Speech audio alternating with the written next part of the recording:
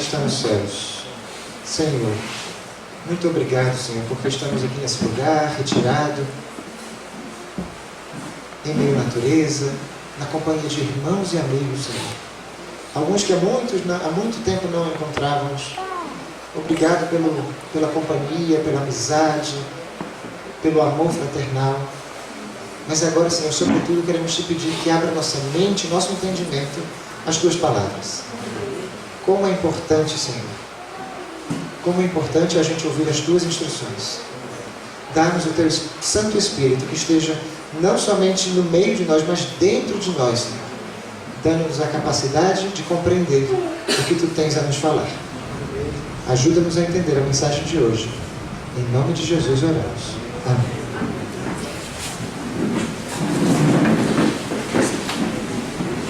Nós vamos falar aqui durante 3 noites. Eu vou falar aqui basicamente sobre 3 noites: quinta noite, sexta noite e sábado à noite.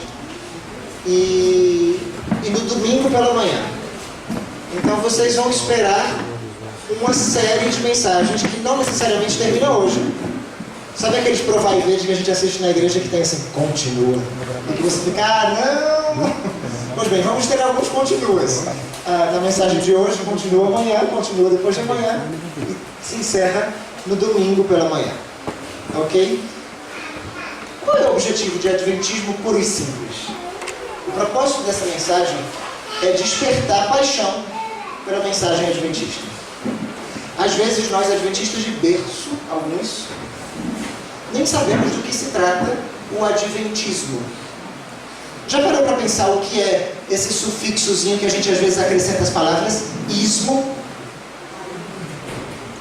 Eu estava pesquisando, se você for na Wikipédia, você vai encontrar umas definições que eu achei interessante.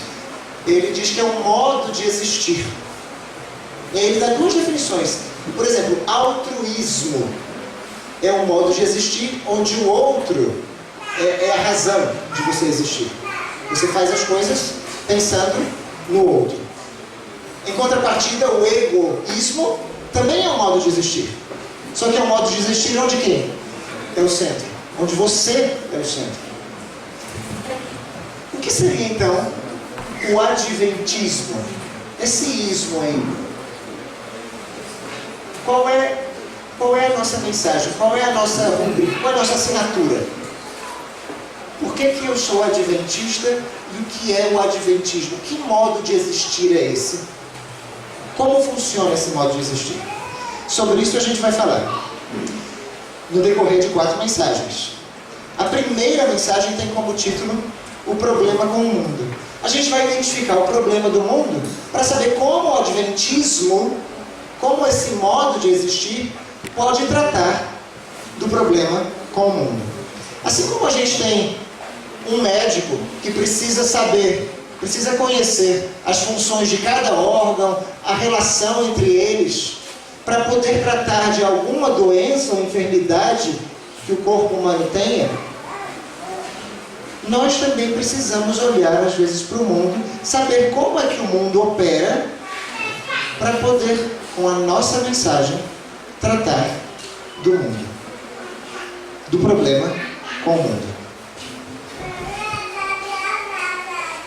O que as Escrituras falam sobre o mundo?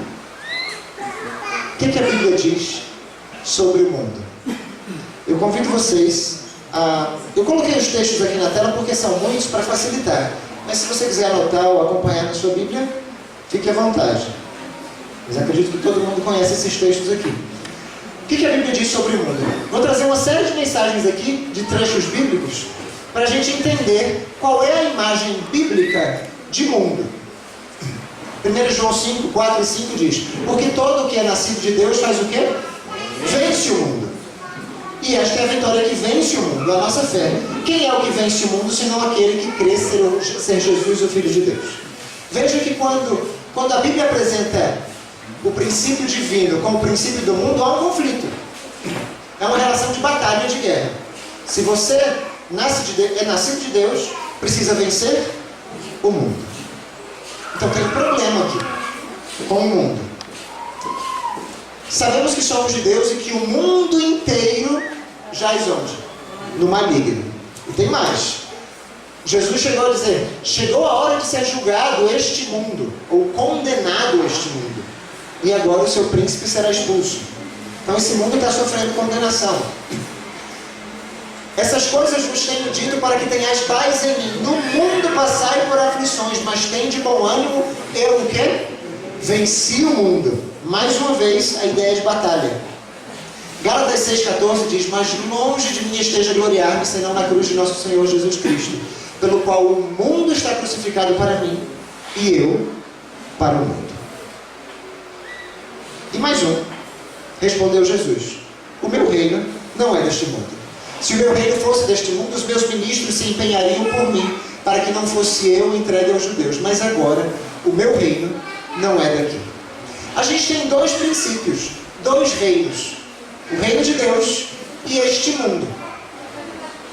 Quando a Bíblia diz que você precisa vencer o mundo, não é pegar o mundo e destruir o mundo em pedacinhos. Ela está falando de mais do que o mundo, o planeta Terra, e sim do princípio que governa o mundo, do mundanismo. E o que seria esse mundanismo? Uma definição é que são afazeres mundanos, conjunto das coisas terrenas, totalidade dos bens terrestres, dotes, riquezas, vantagens, prazeres, que apesar de vazios, frágeis e passageiros, provocam desejos, desencaminham de Deus e são obstáculos para a causa de Cristo.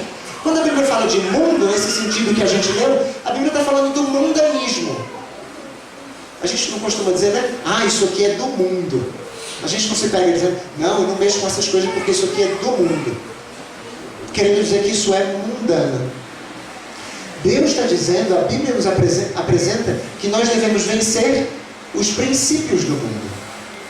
Na verdade, Romanos 12:2 chega ao ponto de dizer o seguinte, não vos conformeis com este mundo, mas o quê? Transformai-vos, ou seja, transformados pela renovação do vosso entendimento, para que experimenteis qual seja a boa, agradável e perfeita vontade de Deus. A Bíblia chama você e a mim a um inconformismo com os princípios do mundo. A pergunta que fica é, qual é o princípio do mundo? Como que eu classifico alguma coisa como do mundo e outras como não sendo do mundo? Vamos ver mais alguns perigos do mundo. 3 textos bíblicos, 2 em Tiago. A religião pura e sem mácula para com o nosso Deus e Pai é esta: visitar os órfãos e as viúvas nas suas tribulações e a si mesmo, o que é que diz? Vamos ler o que está em negrito? Guardar-se incontaminado do mundo. Tiago 4,4 diz, infiéis, não compreendeis que o quê? A amizade do mundo é inimiga de Deus? Aquele, pois, que quiser ser amigo do mundo, constitui-se inimigo de Deus. E Romanos 8,7 diz que a inclinação da carne é inimizade contra Deus. Não está sujeita à lei de Deus, nem em verdade pode ser. Tem alguma coisa no mundo que eu preciso me afastar. Porque a religião verdadeira é me guardar incontaminado. Eu não posso ser amigo do mundo.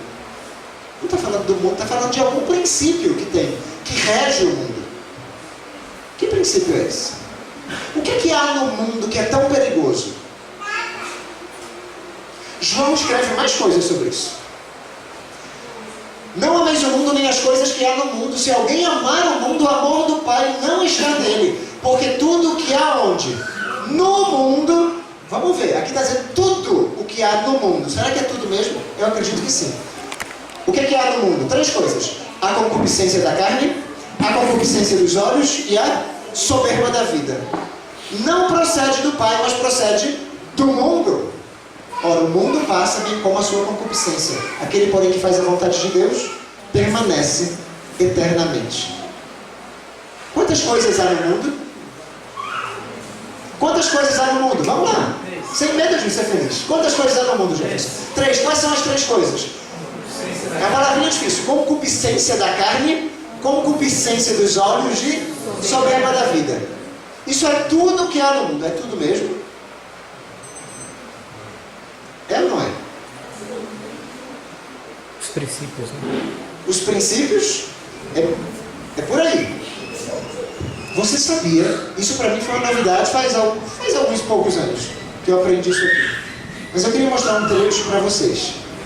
Você sabia que quando Eva caiu, ela caiu nessas 3 tentações? Lembram disso? O que é a concupiscência da carne? O que é concupiscência? Que palavrinha é essa? O que quer dizer isso? É um desejo. Pode ser um desejo por uma coisa boa ou por uma coisa ruim, mas no caso um ávido desejo por uma coisa ruim, concupiscência da carne. O que quer dizer isso? Como foi que Eva caiu com a concupiscência da carne?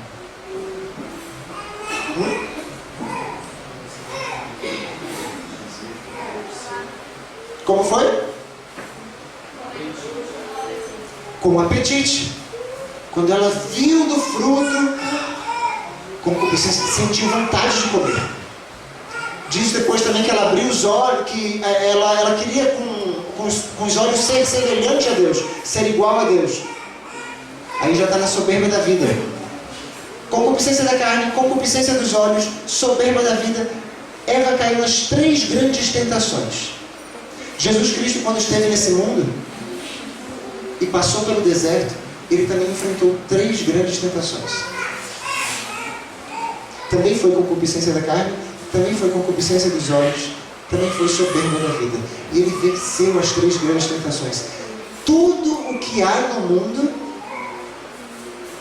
tem como raiz essas 3 grandes tentações. Eu quero mostrar esse texto para vocês para ficar mais claro. Está em Testemunhos para a Igreja, volume 4, página 44, diz: no deserto da tentação, Cristo defrontou as grandes tentações, qual é a palavra? Principais, que assaltariam os homens. Ali enfrentou sozinho o inimigo astuto e sutil, vencendo-o. A primeira grande tentação tem que ver com o apetite, a segunda com a presunção e a terceira com o amor ao mundo. Satanás tem vencido seus milhões, tentando-os a condescender com apetite. Mediante a satisfação do paladar, o sistema nervoso torna-se irritado, debilita-se o poder do cérebro, tornando impossível pensar calma e racionalmente. Desequilibra-se a mente, suas mais nobres e elevadas faculdades são pervertidas, servindo à concupiscência carnal, e desprezam-se os interesses eternos e sagrados.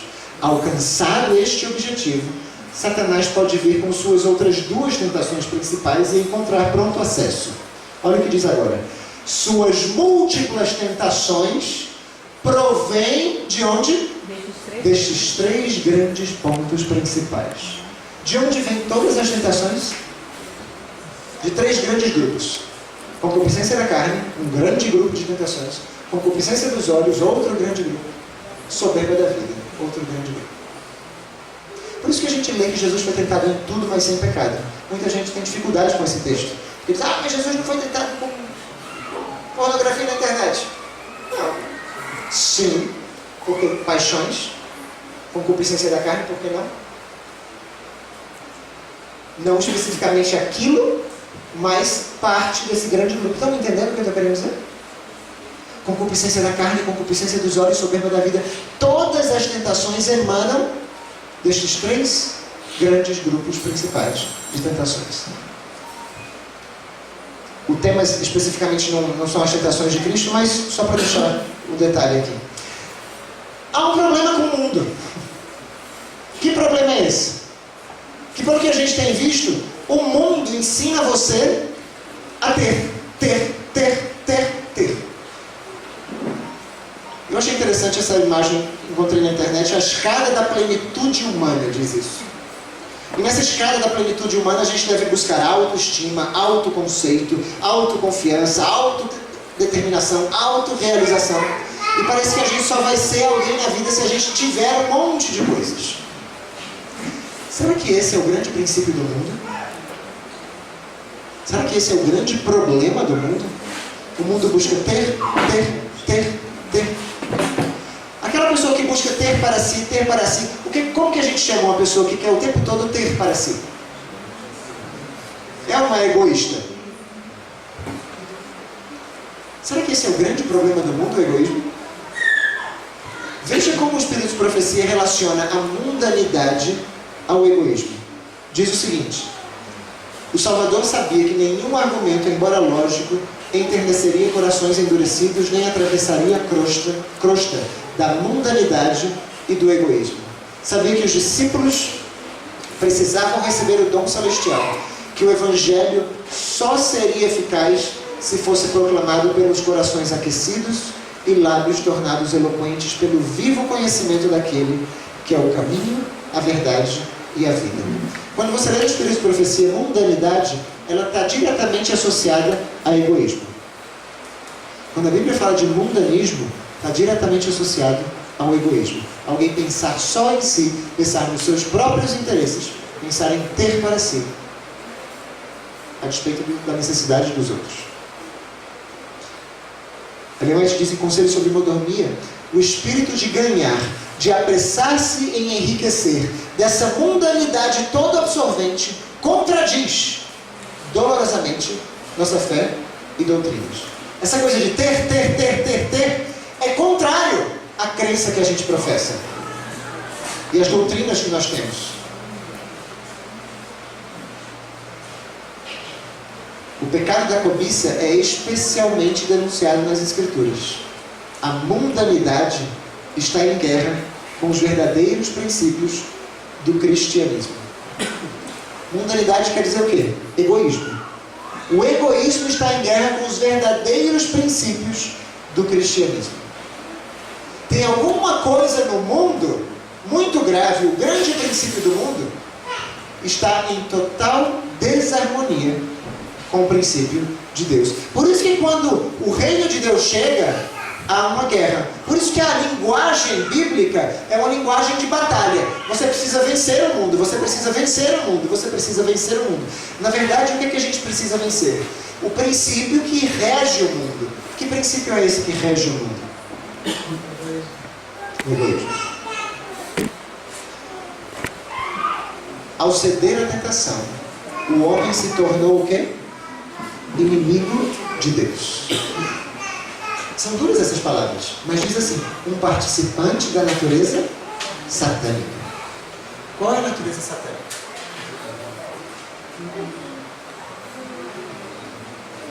De acabar a luz, assim.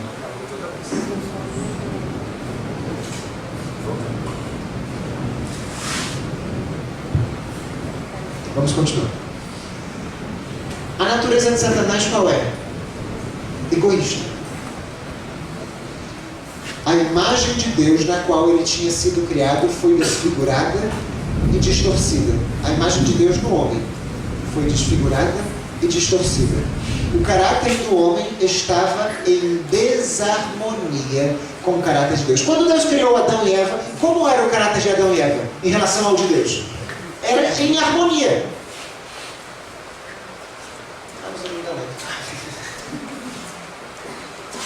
O caráter de Deus com relação a Adão e Eva, eles estavam em harmonia. A partir do momento que o homem peca, aconteceu alguma coisa com a natureza do homem, que o caráter dele passou a estar em desarmonia com o caráter de Deus e em harmonia agora com o caráter de Satanás.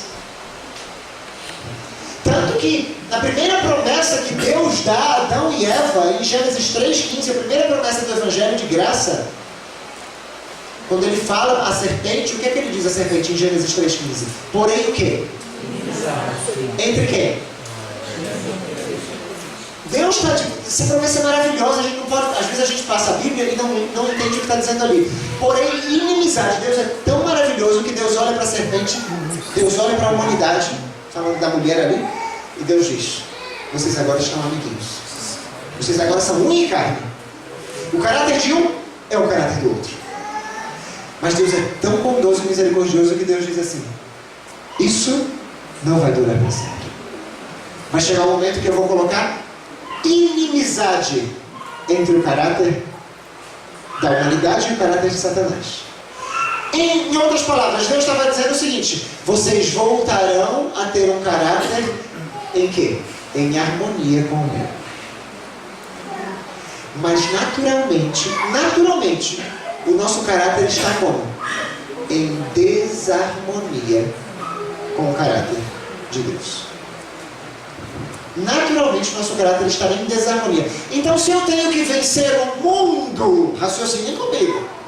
Se eu tenho que vencer o mundo E mundo não se trata do planeta em si. Mundo é um sistema, é um modo de existir. É o mundanismo.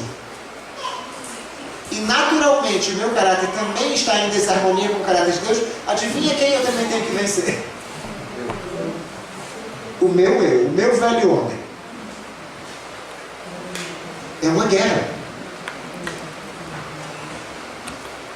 Em outra citação, ela diz o seguinte: e porque se tornaram satânicos em sua natureza, em vez de divinos, o Senhor mandou um dilúvio sobre o mundo antigo. Uma citação que eu queria que vocês tivessem em mente, que a gente vai repetir várias vezes essa expressãozinha aqui. O princípio do mundanismo é ter. No inglês é get. O princípio do mundanismo é ter. E assim o povo espera assegurar a felicidade. Mas quando levado a cabo sobre todos os aspectos, seu fruto é o quê? Miséria e morte. Não é verdade isso. A gente acha que se a gente tiver alguma coisa, mas se eu tenho isso, se eu tenho aquilo, se eu tenho aquilo, minha vida vai ser melhor. Mas o Espírito de Profecia diz que se você está levando a cabo esse princípio, que é o princípio que rege o mundanismo, o mundo, o final de tudo vai ser o quê? Miséria e morte. Então eu preciso vencer em mim mesmo algo que diz: tenha para si. Você tem vontade, as três grandes concupiscências, as duas e a soberba. Você tem vontade de alguma coisa, tem desejo por alguma coisa, vá lá e pegue, vá lá e faça. Anseia alguma coisa, vá lá e faça. Cobiça algo de alguém, vá lá e faça. Tem desejo por um orgulho, por uma presunção, por uma promoção, adquira isso para você, popularidade. São os princípios que regem o mundo. Se isso está em desarmonia com o caráter de Deus, vamos pensar um pouquinho aqui. Se o princípio que rege o mundo é ter, e está em desarmonia com o caráter de Deus, qual vocês acham que é o princípio que rege o governo divino? Dar. Não pode ser outro. Vamos ler isso aqui? A verdadeira piedade faz o quê? Difunde-se e é comunicativa. Ou seja, a piedade dá, ela se espalha, ela emana, ela se dissemina e ela é comunicativa. Olha só, é tão absurdo, é tão contrastante que a Bíblia chega ao ponto de dizer, Ellen White escreve, que o mundano não entende o mistério da piedade, porque não está familiarizado com os motivos que atuam em seu interior. Como que alguém está o tempo todo pensando em ter, e aí ele conhece outra pessoa que tem milhões de oportunidades de ter, mas está dando. Tem uma frase clássica que atribuem a uma conversa que um senhor muito rico teve com a Madre Teresa de Calcutá, onde ele desejava falar com ela e ela estava cuidando das feridas de alguém, mas eram feridas muito feias, era uma coisa meio suja de se ver, mas ela estava lá cuidando daquela pessoa. E finalmente aquele senhor cansou-se de esperar e foi até onde ela estava. Onde é que ela está? Eu quero ver onde é que ela está, cadê? E quando ele chegou, ele viu aquela cena, e era uma cena feia, ela limpando as feridas, uma ferida muito... E disse que ele comenta assim, pensa em alta voz: eu não faria isso por dinheiro nenhum. E ela ouviu. Ela virou para trás e disse: eu também não. O mundano não entende. Não entende o mistério da piedade. Como que alguém tem tantas oportunidades de ter, de crescer, de almejar, e no entanto esse alguém está doando, se dando. São dois princípios antagônicos. O princípio que rege o mundo é o princípio get, de ter. Mas o princípio que rege o governo divino é o princípio que dá. Dois princípios antagônicos, diz o Espírito de Profecia. A Bíblia explica-se por si mesma. Textos devem ser comparados com textos. O estudante deve aprender a ver a palavra como um todo, e bem assim a relação de suas partes.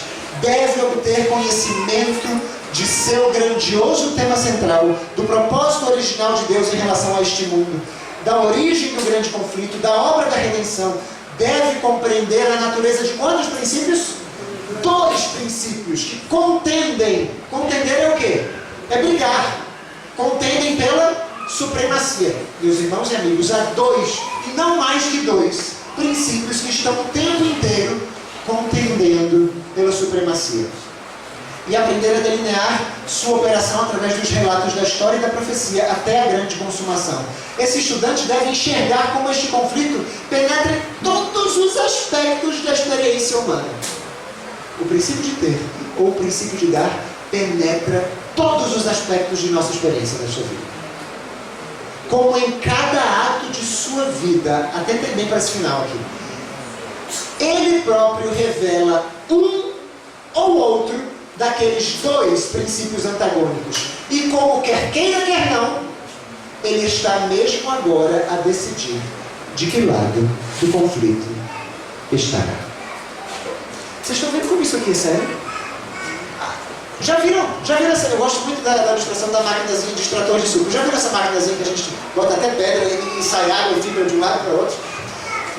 Você bota aqueles extratores e sai aquele copão de suco e a fibra fica do outro lado. Tudo que você faz na sua vida, tudo, absolutamente tudo. E não só o que você faz, o que você pensa. Tudo.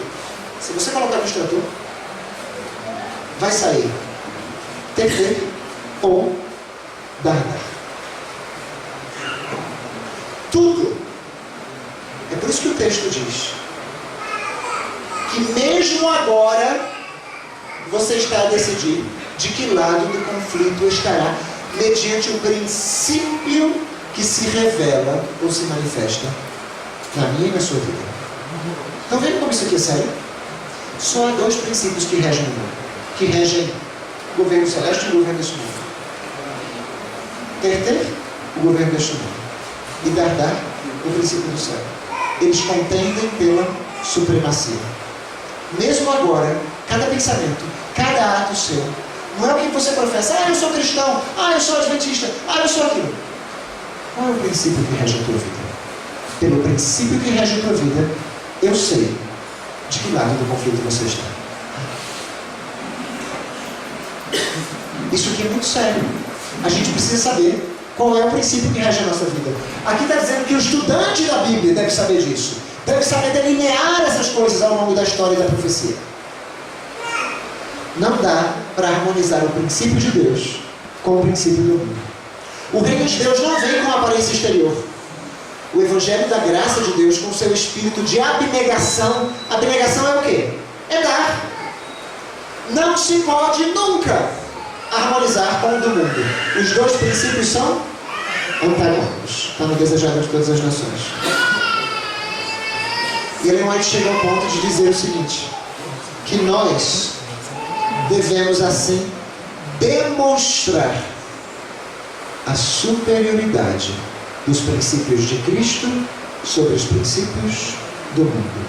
Para por aqui nesse slide, grava bem essa imagem aqui. Lembra dos primeiros textos bíblicos que nós lemos? Eu venci o mundo, eu venci o mundo. Essa é a vitória que vence o mundo. Eles, falando de nós, os cristãos, devemos proclamar a superioridade? Não. Devemos o quê? Como é que se demonstra alguma coisa? Vivendo. Eu preciso demonstrar para o mundo que os princípios de dar são superiores, são mais eficazes que os princípios de ter.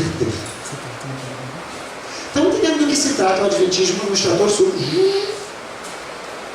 Eu preciso demonstrar na minha vida que dar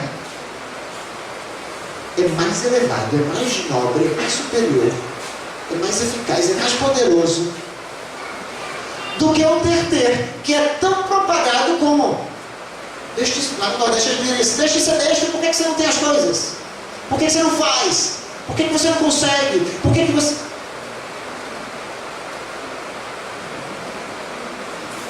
Será que eu, adventista do sétimo dia, estou demonstrando o princípio que rege o governo celestial?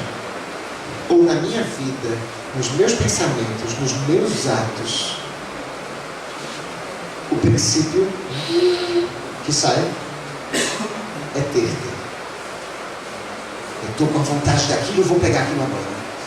Cobicei aquilo e vou dar um jeito de conseguir aquilo para mim também. Eu quero que o outro. Eu quero que eles olhem para mim e que me vejam como eu sou o mais importante. Concupiscência da carne, olhos, soberba da vida. 3 grandes tentações. Um único princípio: egoísmo, ter. Nas minhas relações, que princípio rege a minha vida? Você sabia que Satanás chega ao ponto? Lembra em Apocalipse capítulo 12, diz assim, né? Houve batalha no céu, houve guerra no céu, houve peleja no céu. Miguel e seus anjos saíram a pelejar contra o diabo e o dragão e seus anjos. Essa palavra batalha, no grego, é interessante, ela é chamada de polemos. Polemos soa alguma palavra em português, não soa? Qual é? Polêmica. Houve um grande argumento, uma grande discussão no céu. E sabe qual foi a grande discussão no céu? Quem chuta? Qual você acha que foi a grande discussão no céu? Qual foi a grande batalha no céu? Talvez tenha tido uma batalha física também. Mas, sem dúvida nenhuma, houve uma argumentação, houve uma discussão. Que grande polêmica foi essa? Pode falar. Qual foi? Questionamento do caráter de Deus no princípio. Um questionamento do caráter de Deus a princípio, sim. Mas, vamos complementar o que o Benjamin falou ali. A lei era impossível. Ok. Vamos ler o texto. Vocês têm muitas boas respostas. Mas olha só isso aqui. A abnegação, que é o princípio do reino de Deus, é um princípio que Satanás o quê? Odeia. E não somente odeia. O que é que ele diz? Ele nega até a existência do mesmo. Satanás olha para Deus assim e vê 1 milhão, milhares e milhares, milhares e milhares de anjos o adorando. E na cabeça dele, os anjos adoram a Deus porque Deus está dando alguma coisa para eles. Lembra da história de Jó? Satanás apareceu quando convocaram os filhos de Deus, os representantes, a gente entende sendo representantes dos mundos que não caíram. De repente Satanás aparece e Deus inicia o diálogo dizendo assim: veja meu servo Jó, homem íntegro, reto, que ele diz: esse mundo é meu, né? Ele tomou por usurpação o mundo. O domínio do mundo estava nas mãos de Cristo. Cristo passou o domínio a Adão. Adão, enganado por Satanás, por Eva, caiu em tentação, entregou o domínio nas mãos de Satanás. E Cristo veio para retomar esse domínio, já retomou. Pois bem, esse domínio que estava nas mãos de Cristo, quando Satanás foi lá na reunião do céu, Deus, a primeira coisa que Deus fala para Satanás é: você viu meu servo Jó? Você está dizendo que o mundo pertence a você, mas tem alguém que não anda de acordo com os princípios que você tem. E a resposta de Satanás era o quê? Será que Jó, por acaso Jó teme a Deus debalde? O que é que essa perguntinha quer dizer? Em vão, de graça. Não é de graça que ele te adora. Sabe por que ele pergunta isso? Porque Satanás nega a existência de que alguém adore de graça. Tem algum interesse nisso. Ele adora o Senhor porque o Senhor dá as coisas para ele. Vocês conhecem a história. Satanás não entende. Os anjos não entendiam. E ficou a grande argumentação, a grande polêmica do céu. Será que tem gente? Será que as pessoas adoram a Deus, mas é porque Deus dá as coisas? E começaram a ser implantadas dúvidas. E Jesus veio demonstrar que o amor dele é tão abnegado, que chega ao ponto de entregar-se a si mesmo. O dar é um princípio que rege o céu, que está em cada fibra do ser de Deus e de Jesus, que Jesus chega ao ponto de se entregar a si mesmo, para dizer, esse é o princípio que rege o céu. De que outra maneira eu posso expressar isso? E tem um texto clássico do Espírito de Profecia, que diz que foi ali na cruz, que até a cruz, melhor dizendo, Satanás e os anjos não caídos com relação a Satanás nutriam laços de simpatia com ele. A dúvida foi tão grandemente implantada que até a cruz ainda havia laços de simpatia entre Satanás e os anjos não caídos do céu. Depois da cruz ficou evidente que o princípio de dar não espera nada em troca mesmo. Que Jesus chegou ao ponto de entregar a sua própria vida. Desde o início do grande conflito, tem-se ele esforçado por provar que os princípios pelos quais Deus age são egoístas. Ora, se ele age com princípios egoístas, ele não entende ninguém que possa agir com princípios abnegados. E o esforço de Satanás é mostrar que Deus atua por princípios egoístas. E da mesma maneira, ele considera a todos os que servem a Deus. Como é que Satanás nos considera? Você só vai à igreja porque você tem motivações egoístas para ir à igreja.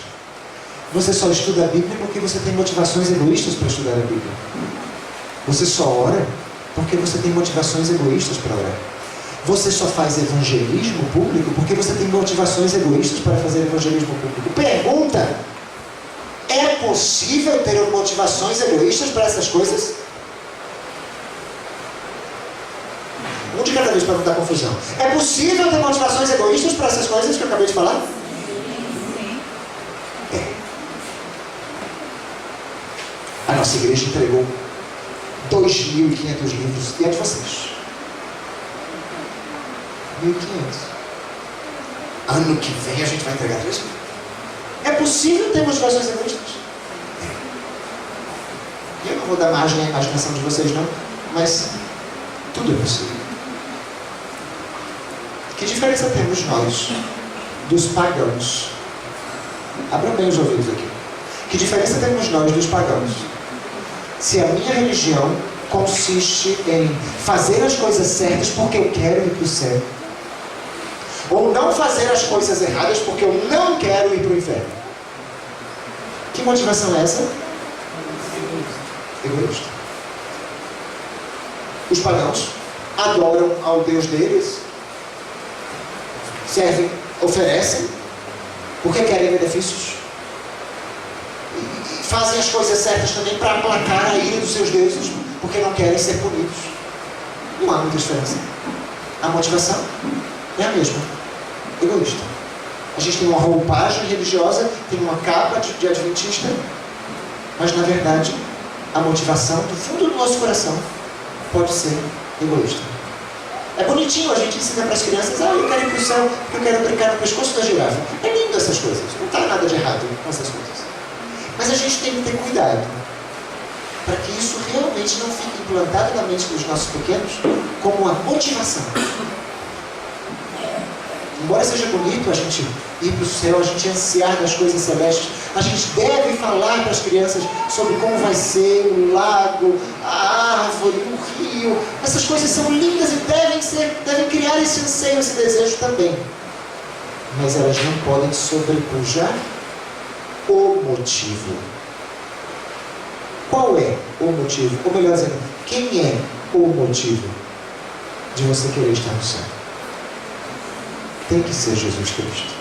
Se não é ainda, a gente precisa estudar mais sobre o que Jesus fez. A gente precisa entender mais o que Jesus fez por nós, o que Ele está fazendo ainda hoje. Se não é ainda, se ainda é um anseio só de não aguento mais música sertaneja, não vejo a hora de Jesus voltar. Se a motivação é fugir da música sertaneja, temos um grave problema teológico.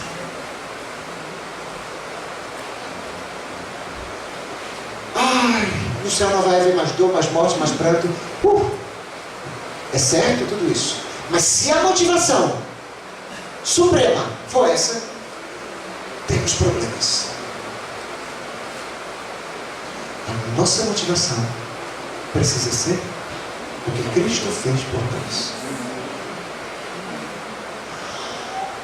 Olha tudo que Ele fez para nos salvar, para revelar, para acabar com a discórdia, para acabar com a argumentação, com a discussão, para colocar o universo todo em paz. Meu Deus, para mostrar que o princípio do céu é dar.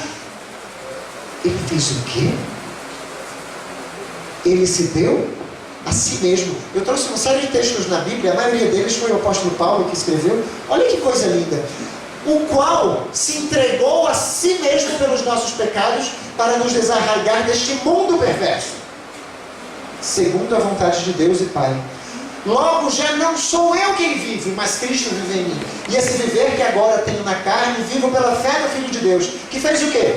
Me amou e se entregou por mim. A Bíblia relaciona amar com entregar-se, amar com dar. Maridos, amai vossa mulher, como também Cristo amou a igreja e a si mesmo se entregou por ela. Porque Deus amou o mundo de tal maneira que fez o quê? Que deu. Amar é dar. Amar é dar.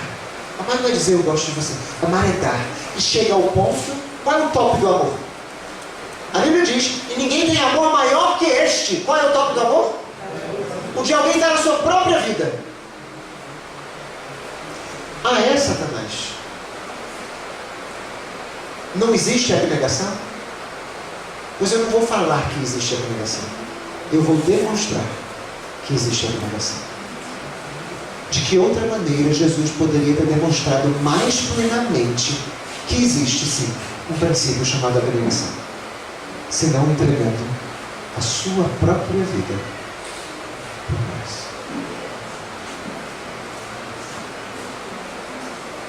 O qual se deu a si mesmo em resgate por todos, testemunho que se deve prestar em tempos oportunos.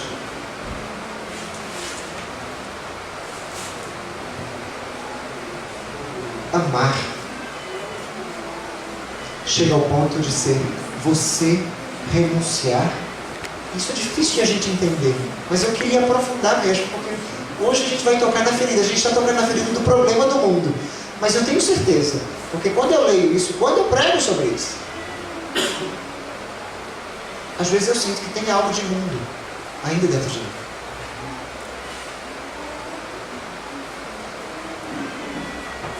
Amar chega ao ponto de ser renunciar os seus próprios direitos. Como assim, André? Vamos ver. Quando participarmos mais plenamente do amor de Jesus pela prática. Como que Jesus praticou o amor dele pelas pessoas? Pregando, ensinando, curando, se entregando, chegando a ponto de morrer. Veremos resultados. Quando a gente praticar essa coisa de dar, quando você só vai conhecer quando praticar. Quando você começar a praticar o dar na sua vida, tirar o ter, você vai ver resultados muito diferentes em nosso próprio progresso como cristãos. Ah, não sabe porque a sua jornada espiritual não avança? Ah, parece que o seu ciclo religioso é a mesma coisa todo ano. Parece que você faz promessas a Deus e as promessas são como palavras escritas na areia, como diz o caminho a Cristo. Você não consegue cumprir. Por que a sua caminhada cristã não está num ascendente? Talvez a gente não participe tão plenamente do amor de Jesus pela prática. Quando você começar a praticar, o amor de Jesus é o dar. Quando você começar a praticar o dar, veremos resultados muito diferentes em nosso próprio progresso como cristãos. Na moldagem do caráter. Ah, eu queria tanto ser calmo. Ah, eu não queria ser explosivo. Ah, eu não queria isso, eu não queria aquilo, eu não queria... A gente anseia muitas coisas boas, e está certo isso. Mas sabe por que a gente não consegue? Porque a gente não pratica o dar. E muitas vezes a gente tem boníssimas desculpas para isso. Ah, por quê? Mas isso aqui já é direito meu, aqui não, aqui não estou fazendo nada de errado. Vamos continuar com a citação. A questão mais difícil para os indivíduos é renunciar ao que julgam ser seus direitos. E aí tem uma citação de 1 Coríntios 13, verso 5. O amor não busca os seus próprios interesses. Se o amor não busca os meus próprios interesses, os interesses de quem ele busca? Dos outros. A coisa mais difícil é renunciar aos seus próprios interesses. Vamos tentar colocar de uma maneira prática aqui. E eu vou contar, de mim eu posso falar, não posso falar dos outros, mas de mim eu posso falar. Um belo dia eu estava a gente se mudou para o sítio, nossa primeira experiência morando num campo. Fomos morar num sítio, lugar lindo. Mas sabe, a gente tem a falsa ideia, quando a gente se muda da cidade para o campo, que o ambiente vai tornar-nos bons pelo ambiente. O ambiente ajuda e colabora muito. Mas não é o fato de eu estar naquele ambiente que eu passo de máscara, agora eu sou outra pessoa. É como alguém já disse uma vez que não é porque você está dentro da garagem que você se transforma num carro. Não, você ainda é um ser humano. Tem muita coisa que precisa mudar. Pois bem, eu estava num ambiente maravilhoso. Mas dentro de mim ainda estava o corre-corre da cidade. Ainda estava a agitação, ainda estava tudo. Eu tinha pessoas maravilhosas, uns vizinhos no sítio de baixo, maravilhosos, paravam tudo o que estava fazendo para cuidar da gente, para ajudar a gente, para auxiliar. Sabia que a gente gostava de abacate, trazia abacate para a gente. O nosso sítio não tinha muito abacate. Um vizinho espetacular. Em alguns momentos, quando eu vi aquele vizinho subindo a montanha, idoso, com 3, 4 sacolas de abacate para dar para minha família, eu cutucava minha esposa assim e dizia: vai lá falar com ele, que eu não posso sair agora da frente do computador, eu estou trabalhando. Vamos congelar a imagem agora. O meu pensamento era o seguinte: gente, estou no meu horário de trabalho, eu estou trabalhando para ganhar o sustento da minha família. Eu não vou renunciar a isso. Em outro momento, quando termina o horário de trabalho, a gente com o pensamento da cidade, né? Depois das 6, ou antes das 8, ou na hora do almoço, a gente conversa. Não é assim que faz os citadinos? Pois bem, mas aqui diz o seguinte: a questão mais difícil para os indivíduos é renunciar ao que julgam ser os seus direitos. Eu não estava disposto a renunciar ao meu direito. Na minha cabeça estava certo, eu tinha que ficar ali. Carol, vai lá, meu amor, cuida dele, conversa com ele agora, eu não posso conversar com o senhor. Quantas oportunidades perdidas. Eu não estava procurando os interesses do meu vizinho. E a bofetada é maior ainda, porque o vizinho estava procurando os meus interesses. Quantas coisas na sua vida você já disse: não, mas eu estou no meu direito aqui. A pergunta não é se você está no seu direito. A pergunta é: está você disposto a renunciar o que é seu de direito por amor aos interesses do outro? Vou repetir. A pergunta não é se isso é seu direito. A pergunta é: está você disposto a renunciar aos seus bons direitos, as suas boas argumentações? Está você disposto a renunciar às coisas boas, os seus direitos, por amor aos interesses do outro? Sabe quem fez isso? Sabe quem fez isso? Jesus Cristo. Num determinado momento, ele teve que sair do céu e vir para esse mundinho. Por que ele veio?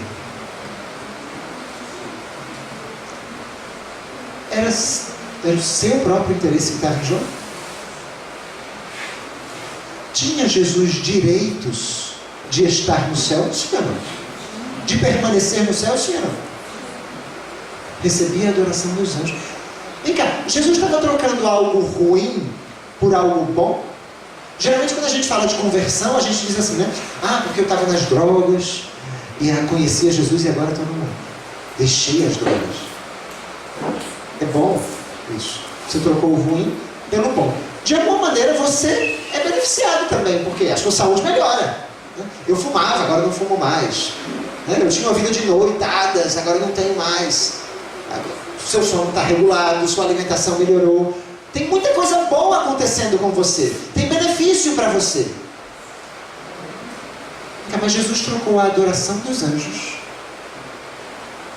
Pessoas que seres que o serviam desinteressadamente. E veio para um povo que professava ser seu.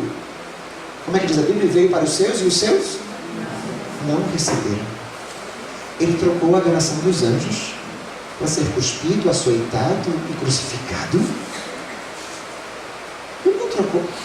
Ele podia ter ficado lá, que é de direito dele ficar lá. Um terço dos anjos quiseram abandonar. Eu vou permanecer no meu lugar. Aqui é meu direito. Jesus não olhou no que era seu de direito. Jesus olhou para as necessidades desse mundo. Tem muita coisa que é sua de direito. A pergunta não é, isso é meu de direito. A pergunta é, está você disposto a renunciar o que é seu por direito, por amor aos interesses do outro? Estava eu disposto a renunciar a algumas horinhas de trabalho, às vezes até negociar uma entrega de trabalho um pouquinho mais atrasada, que eu tinha que entregar ali, mas eu podia mandar um e-mail, pode esperar meia hora e eu entrego o trabalho daqui a meia hora. Não era um caso de vida ou morte no meu trabalho. Mas naquela época eu não estava disposto a renunciar. Eu não entendia tanta coisa. Jesus deixou tudo. Tudo. Todas essas coisas que a gente conta para as crianças. Os anjos, as ruas de ouro, as muralhas de pedras preciosas. Tudo. Os jardins, sei lá o que tanta coisa bela tem no céu. Tudo que era dele por direito. Ai, tem mais, tem uma coisa muito mais profunda que às vezes a gente não entende. A Bíblia diz que porque Deus amou o mundo de tal maneira que fez o quê? Qual o verbo? Deu. Jesus Cristo, ele foi dado à humanidade. Ele não foi emprestado. Ele foi dado à humanidade. Ele foi entregue à humanidade. Jesus Cristo para sempre será visto de forma humana. Ele foi entregue à humanidade. Eu não sei a totalidade das implicações que isso tem. Eu posso imaginar. Não tenho por que expressar aqui o que não está tão revelado. Mas certamente ele se esvaziou de muita coisa ao ser entregue, ao ser dado à humanidade.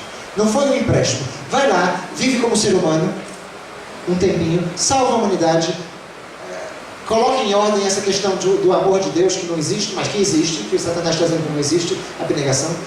Esclareceu tudo isso, agora volta e vem ser o ser que você era aqui no céu. Não foi bem assim. Ele foi dado à humanidade. O Espírito de Profecia diz em outras partes que para sempre ele terá natureza humana. Será reconhecido. É muito mais profundo do que a gente superficialmente consegue entender. Mas é um campo riquíssimo de estudo. Veja se isso aqui se aplica principalmente aos pais que educam os filhos. É uma pergunta. Poderemos educar os nossos filhos e filhas para uma vida de respeitáveis formalidades Talvez a melhor tradução fosse ao pé da letra mesmo. Convencionalidades respeitáveis. Já vou explicar o que é isso. Uma vida que se professa cristã, mas a que falte aquele sacrifício próprio como o de Jesus. Uma vida, enfim, sobre a qual o veredicto daquele que é a verdade deverá ser: não vos conheço, pois milhares estão fazendo assim. O texto diz que é um erro fatal. É um erro fatal a gente educar os nossos filhos para uma vida de convencionalidades respeitáveis. O que é isso? São coisas que todo mundo... O que é uma convenção? É uma coisa que todo mundo faz, é normal, todo mundo faz. Mas e não tem nada de errado com isso. Porque todo mundo faz, é normal. A criança está crescendo, a gente vai colocar ela na escola. Todo mundo faz isso. Mas como tornar essa convenção uma convenção agora respeitável? Você imbui na criança o seguinte: minha filha, você está estudando na escola. Você precisa tirar boas notas, você tem que ser a melhor da turma. E aí a criança é a melhor da turma. É ou não é uma convenção que se tornou respeitável? E aparentemente não tem nada de errado com isso. Mas o mesmo pode acontecer com relação ao emprego. Você batalhou, conseguiu um emprego, você está lá, é funcionário da empresa. Mas aí você diz: não, eu entrei nessa empresa, eu não quero ser só o office boy. Eu quero chegar a almejar o cargo de gerente, depois eu vou ser o diretor, eu quero ser o CEO da empresa, o diretor executivo.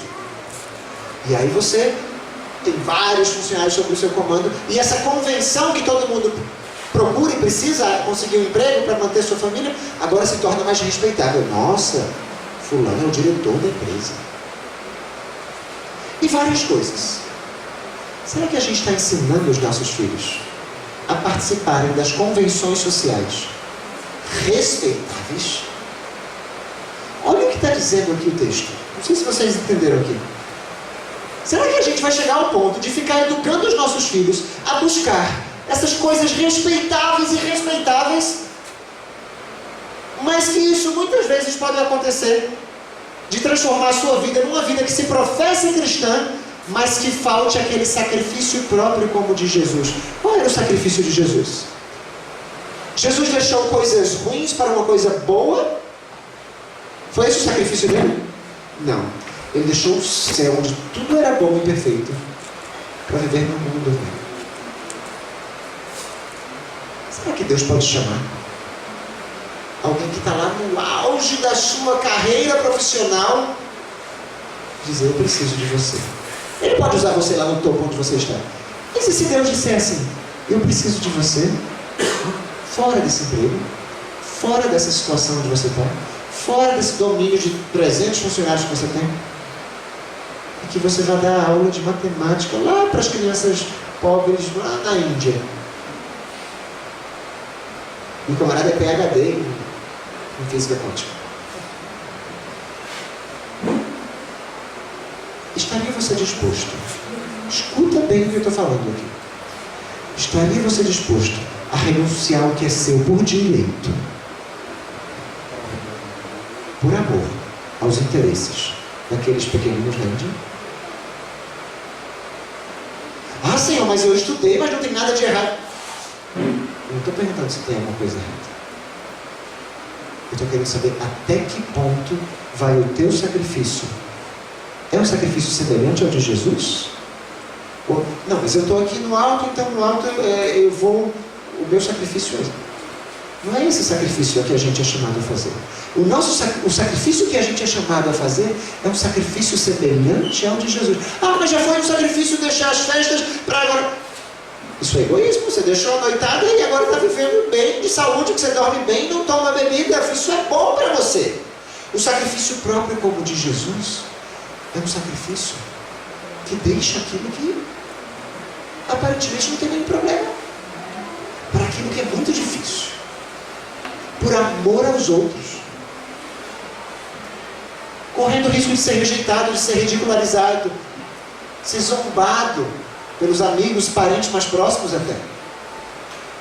Eu não sou exemplo para ninguém, mas da terra de onde eu vim, lá em João Pessoa, eu me lembro que a minha geração, assim, talvez eu tenha sido o primeiro daquela geração de jovens da igreja onde eu frequentava, que foi morar um tempo no exterior. E quando você sai, João Pessoa é considerado uma cidade pequenininha ainda. Naquela época era muito mais. E quando eu saí de lá para o exterior, né, como uma cidade pequenininha, todo mundo comenta, né? Nossa, foi para os Estados Unidos, para os States. E quando você volta, todo mundo olha assim. E logo quando eu voltei, eu já fui estudar em outro lugar, passei no concurso, fui morar em outros lugares. Tá? Passei 8 anos fora de João Pessoa, praticamente.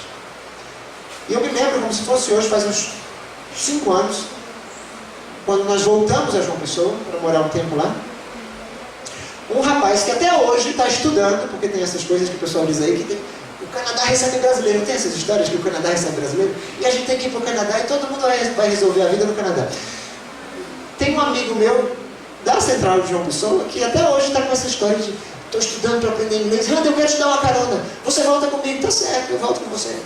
Ele queria conversar comigo. Eu preciso te perguntar uma coisa. Eu vi você sair. Eu vi quando você foi para os Estados Unidos, depois você voltou, nem ficou aqui muito tempo, já foi fazer faculdade em outro lugar, casou com um estrangeiro, e pai. E você sabe que eu estou querendo ir para o Canadá? Tá bom. É válido. Aí, mas eu quero entender de você. Por que você voltou para João Pessoa? E mais, por que você está indo para o interior da Paraíba?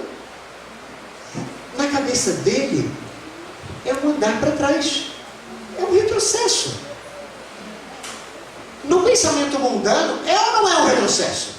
Uma pessoa que tem capacidade de morar em qualquer lugar do mundo, porque trabalha pela internet, que fala 2, 3 idiomas, que pode estar em qualquer outro lugar. Por que almeja voltar para a sua cidade de origem? E não somente isso, vai para uma cidadezinha ainda bem nova.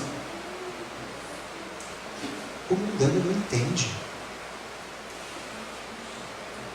E eu me lembro que eu disse para ele o seguinte: eu disse, meu amigo, eu só posso lhe dizer uma coisa. Houve 2 momentos na minha vida que eu tive grande certeza de que o que eu estava fazendo era a vontade de Deus. Um foi quando eu me casei e escolhi minha esposa para ser essa a esposa que eu vou me casar. E outro é agora. Quando Deus diz, é para lá que você tem que ir. Para uma cidade onde eu não tinha parente, aderente, nem um amigo. Não sabia localizá-lo no mapa. Mas eu não tinha dúvidas que Deus estava guiando até lá. Essa é a única coisa que eu posso dizer. Eu não tenho dúvidas que Deus está me guiando para lá. Quanto tempo eu vou ficar lá? O que vai acontecer lá? Isso faz 5 anos. Não sei. Mas eu não tenho dúvidas. E cada vez mais eu tenho menos dúvidas de que era para lá que eu deveria ir. Mas na cabeça do mundano, não faz. E quando eu estou querendo dizer no mundano, não estou querendo colocar aquela pessoa no inferno.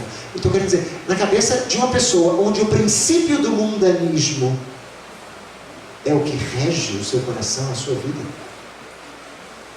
não dá para entender.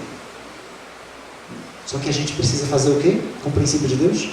Demonstrar que esses princípios são superiores.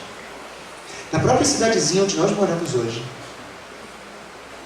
muitas pessoas, quando souberam que a gente comprou um sítio, e não morávamos no sítio ainda, morávamos numa casinha alugada na cidade, mas vocês não vão morar naquele sítio. Mas vocês não vão para aquele fim de mundo. Por que você não faz como todo mundo faz? Você planta as suas coisinhas, no fim de semana vai para o sítio, mas fica aqui na cidade.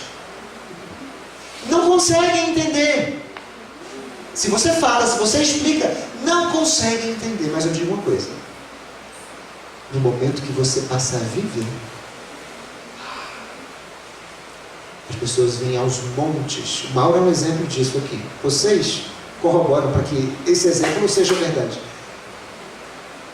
As pessoas vêm aos montes querer saber como que se demora, como que se vive esse princípio. Nossa, isso aqui é melhor mesmo.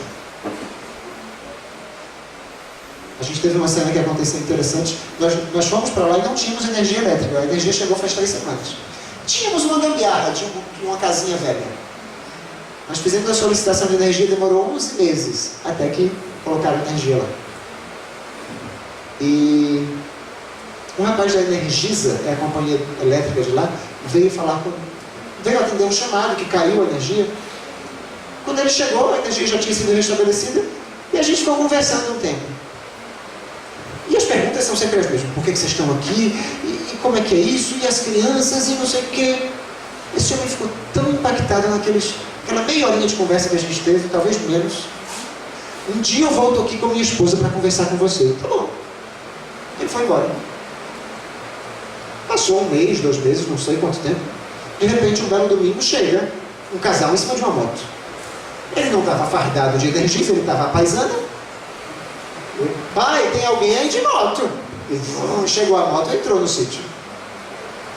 Tá lembrado de mim? Mas seja bem-vindo. O rapaz da energia, isso aqui, eu falei, ah, tá, eu não disse que eu ia trazer minha esposa? Chegou a esposa. A esposa veio fazer. O que ela olhava, ela perguntava. Ela olhava para a criança, perguntava uma coisa. Ela olhava para outra, perguntava para a criança, perguntava para o pai. Tudo ela perguntava. Isso não dá tempo de a gente explicar tudo assim. Tudo. Interessadinho. Ai, mas meus filhos não são assim. Ai, mas aquilo não daria certo. Ai, mas deixa eu ver. Como é que você planta a batata doce? Deixa eu ver isso aqui. Tudo ela queria saber. Tudo. À medida que você demonstra, que você vivencia, eu quiser poder fazer isso. Que bom que despertou um desejo. Daí podem surgir outras coisas. A gente precisa demonstrar o verdadeiro princípio. Em suma, o mundanismo é ter, enquanto o princípio da piedade é dar. Como é nosso mundo pós-moderno, hein? De maneira bem rápida. Há 1001 maneiras de ter. Talvez você já tenha sido educado para isso. Eu, a minha esposa e muita gente da nossa geração foi educado para isso. Você vai estudar, você vai entrar na faculdade, você vai... não é para casar agora não, você primeiro arranja um emprego, estuda... Melhor, aqui no Brasil o ciclo da vida é o seguinte, você estuda, você faz uma faculdade, passa no concurso público, casa, tem filhos, se reproduz, né, e morre. É o ciclo da vida. Depois que você está bem de vida, aí você arranja uma pessoa, e aí você tem os filhos, tem a sua própria casa, tem seu próprio carro, não dependa de ninguém. Às vezes a gente até se pega dizendo essas coisas. Como essas falas são contrárias, são antagônicas aos princípios de Deus. Tenha, não dependa dos outros. Tenha para si. Tenha a carreira, tenha o dinheiro, tenha a profissão. Aí depois você vai ter os seus filhos, depois você vai ter uma esposa. Dentro da própria igreja, dentro da própria religião, dentro do próprio adventismo, a gente apregou um modo de existir que não é a assinatura do adventismo. Ter. É o princípio que rege o mundo entrando dentro da igreja, dentro da nossa própria vida. Para a gente saber como lidar com o mundo, vamos ver alguns detalhes. Como que o mundo funciona? Hoje em dia, nós temos celebridades. O que a celebridade mais quer? Ter seguidores, ter curtidas, ter likes, ter comentários, ter cliques, ter dinheiro, ter visualizações.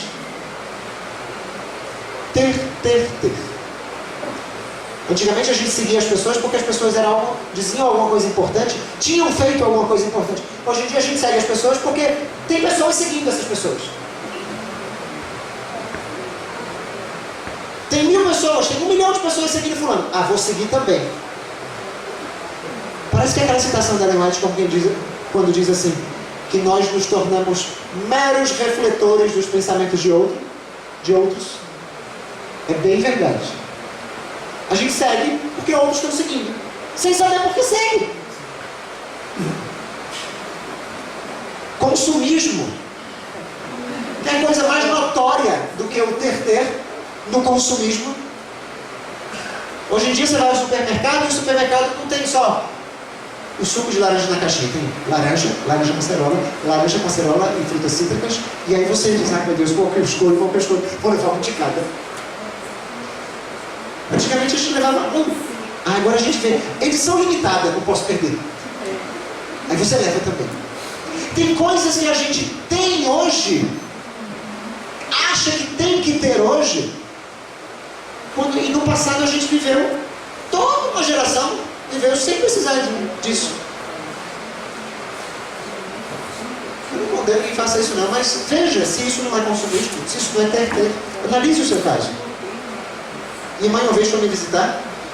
Minha mãe conta histórias assim, do passado dela, que não tinha nem telefone, que meu pai é engenheiro civil, era engenheiro civil, ele chegava do trabalho, às vezes com a caminhonete cheia de peão de obra em cima, sem poder ter avisado a minha mãe nada. Ele disse, Ellen, tem que fazer almoço aí pra turma. Na hora do almoço, tinha 1h30 para alimentar um batalhão com fome. E manhã conta, eu chamo manhã, viu?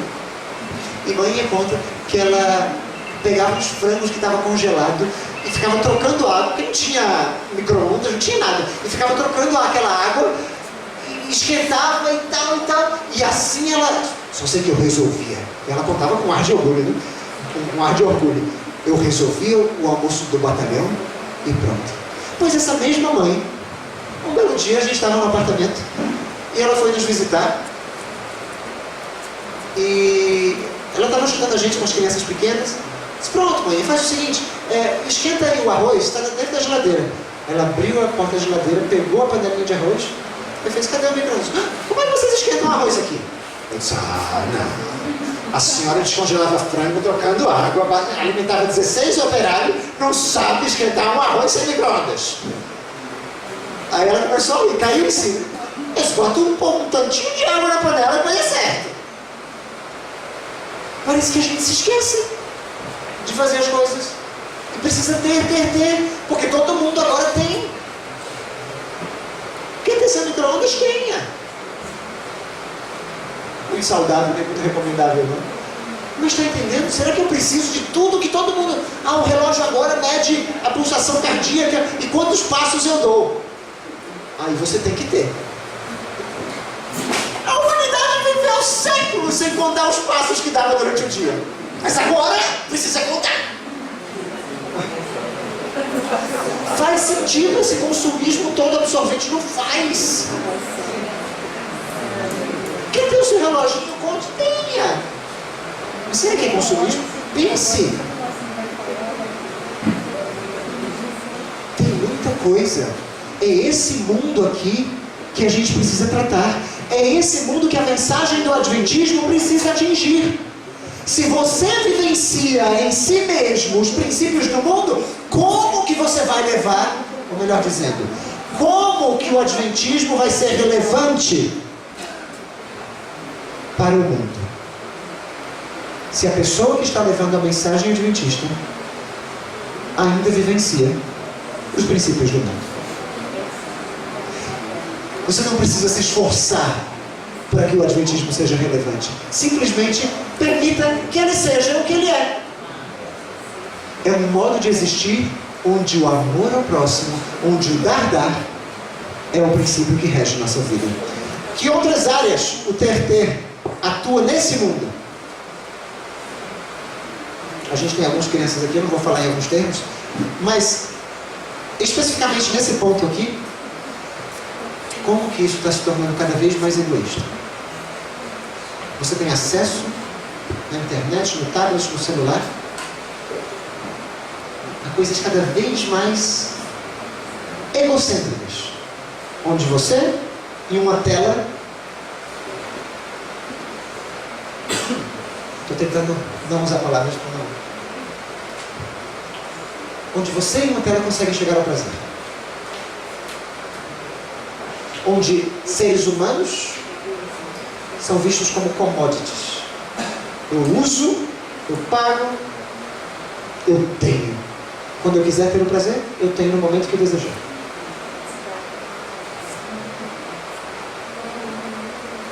Esse é o mundo em que a gente vive. No mundo em que a gente vive, a própria definição de pós-modernismo é um estilo de vida, um modo de existir, onde cada um tem a sua própria verdade. Isso é certo para você, mas isso aqui é certo para mim. E eu respeito, cada um tem a sua verdade. Pois o Adventismo precisa atingir pessoas assim. Pessoas que vivem seguindo, buscando popularidade, buscando cliques. Pessoas que vivem consumindo, pessoas que vivem tendo prazer com si mesmas. Pessoas que vivem tendo as suas próprias definições do que é certo e do que é errado. Como que a mensagem adventista atinge este mundo?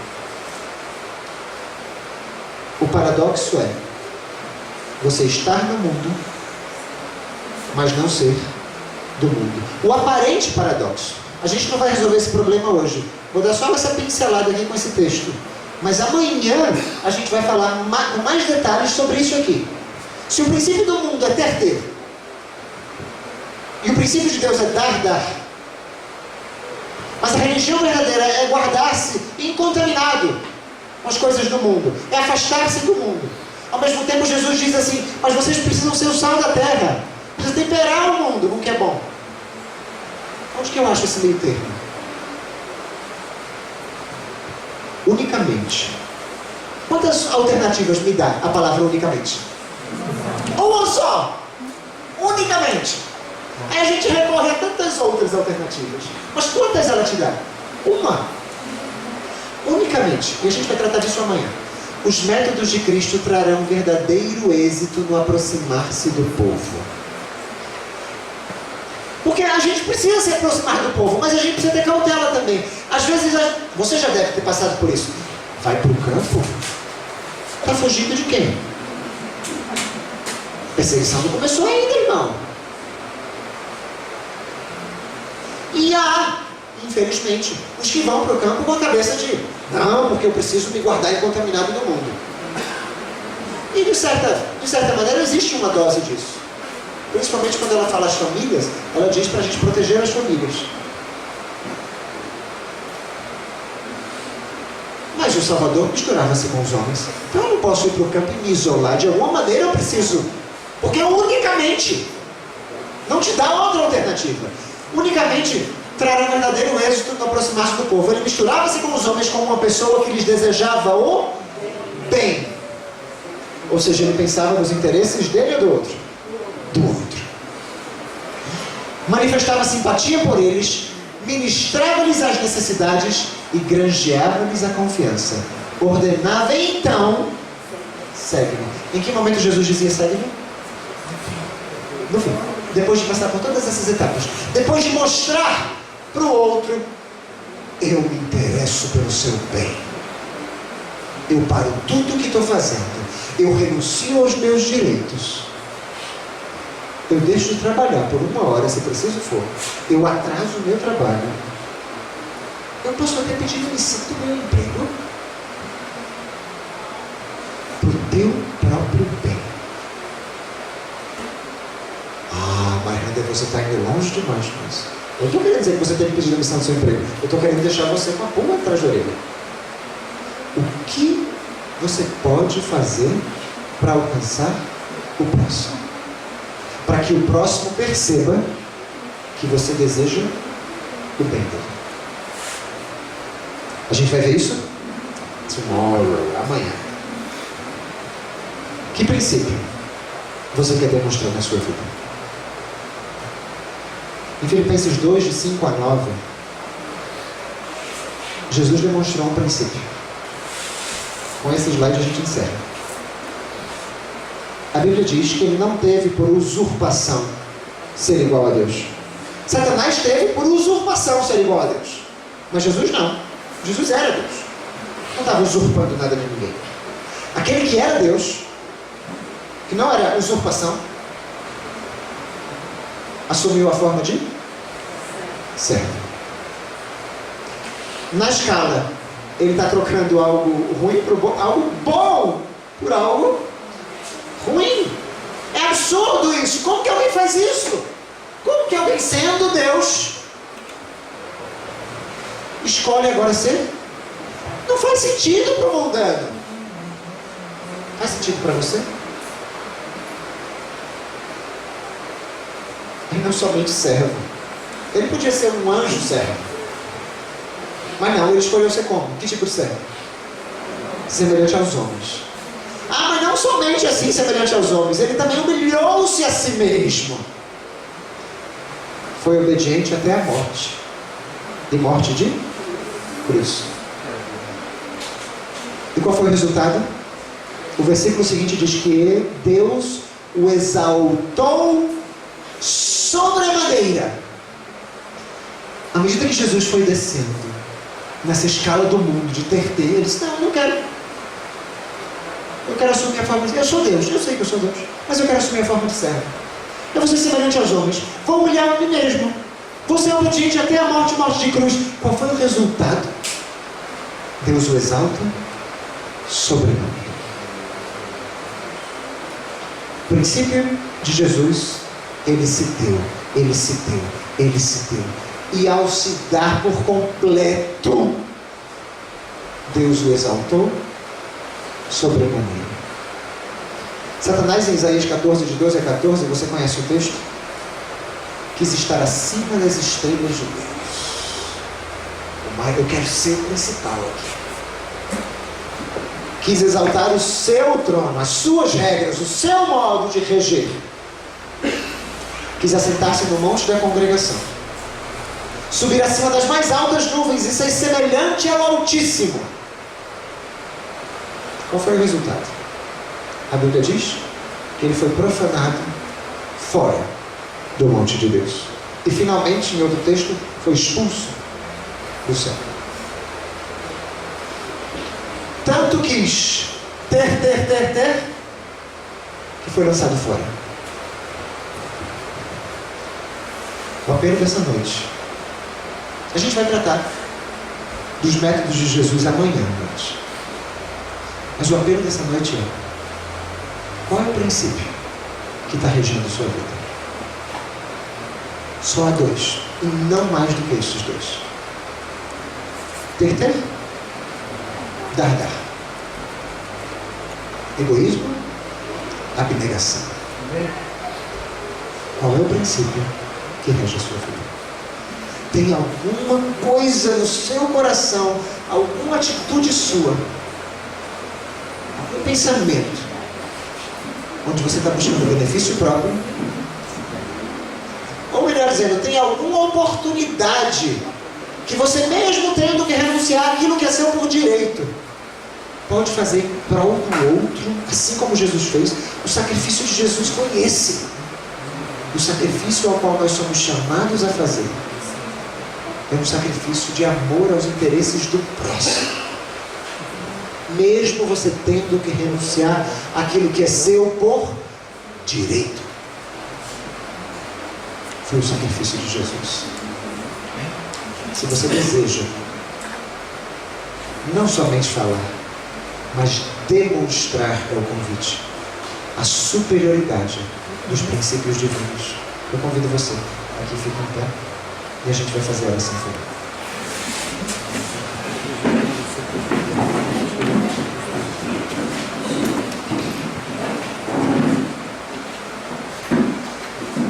Querido bom Pai que está nos céus, oh meu Deus, quando a gente se demora um pouquinho mais sobre a natureza do sacrifício de Jesus, as circunstâncias que levaram Jesus a se sacrificar de tal maneira, Senhor, eu posso nem adjetivos nem para descrever, de tal maneira foi o sacrifício que Jesus se entregou a si mesmo. Como somos egoístas, ó Pai. Como na nossa própria vida, às vezes buscamos o nosso próprio interesse, aquilo que é nosso por direito, nós deixamos de ver a necessidade dos outros. Ajuda-nos, ó Pai. Aqui se levantaram pessoas dizendo: eu quero, Senhor, mesmo tendo que renunciar aos meus próprios direitos, eu quero amar como Jesus amou. Eu quero demonstrar a superioridade dos princípios divinos em relação aos de Satanás, Senhor. Tira, Senhor, esse mundanismo de nós. Tira, Senhor, os pensamentos de ter, os pensamentos de grandiosidade, essa mundanidade que rege a nossa vida, às vezes dentro da própria igreja, Senhor. e faz-nos mais semelhantes a Jesus. Nós te pedimos essas bênçãos, na certeza de que as recebemos. No nome de Jesus pedimos. Amém.